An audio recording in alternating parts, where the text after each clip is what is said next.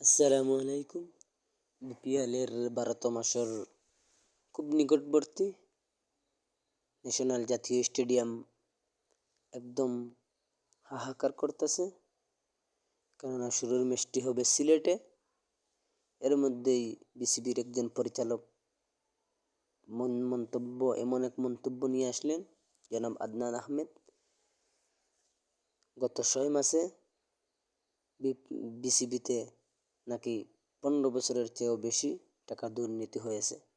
তাহলে কি পাপনের 15 বছর ছিল ভালো? এই 6 মাসে কি এত টাকা দুর্নীতি হয়েছে? কে বা কারা এই টাকাটা দুর্নীতি করেছে? এই প্রশ্নে নিয়ে আসলাম বিসিবির আরেক পরিচালকের কাছে। উনি জানালেন উনি জানেন না কোনো কিছু, উনি এই মাত্রই শুনলেন, উনি তদন্ত করে দেখবেন। মূলত এই নিরাপত্তার কারণে বিপিএলটি সিলেটে নিয়ে আসা হয়েছে এবং উদ্বোধন অনুষ্ঠানটি 15 মিনিটের মধ্যে হবে।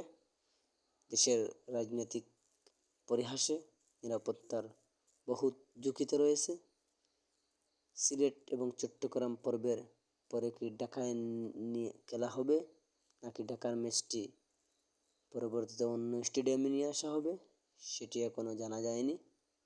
সেটি উনি বলেছেন এখনও নিরাপত্তার কোনো কমতি নেই, সেটি পুরোপুরি রয়েছে। পুলিশ এবং সেনাবাহিনী, র্যাব রয়েছে, সেটি ঢাকাতেই হবে। এবং বিসিবির এমন কাণ্ডে উনি বলেছেন ঢাকাতে উত্তরাঞ্চলে একটি স্টেডিয়াম হতে যাচ্ছে। এই স্টেডিয়ামে অনেক টাকা ব্যয়বহুল হয়েছে, সেই জন্য নাকি এমনটা উঠিয়েছে। উনি বলেছেন বিসিবির 15 বছর যেমন 9 কোটি টাকা খরচ হয়েছে, এই 6 মাসে 20 কোটি টাকা খরচ হয়েছে।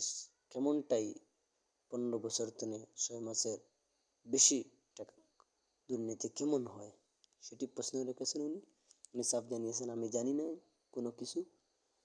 যিনি বলেছেন এই কথা উনি তদন্ত করেন এবং কেমনি কি উনি বলে দেন। আসলে কি পাপনের 15 বছর ছিল ভালো?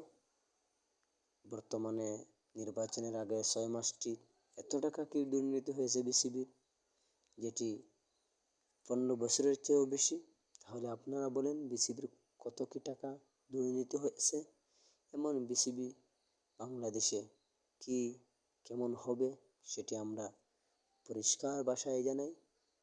বিসিবিতে আর দুর্নীতি না হোক, সেমন